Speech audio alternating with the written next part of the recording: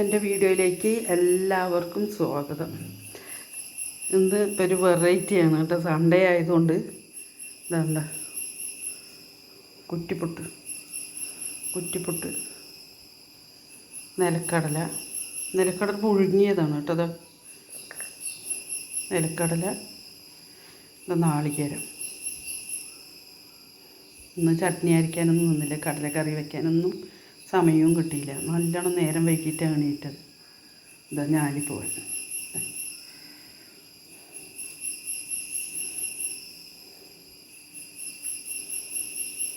ചായ, പതിവ് ചായ ഇന്ന് എനിക്ക് കുറവായി കിട്ടിയത്.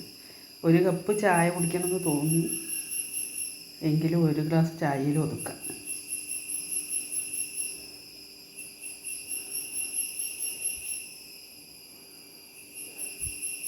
ഓക്കേ.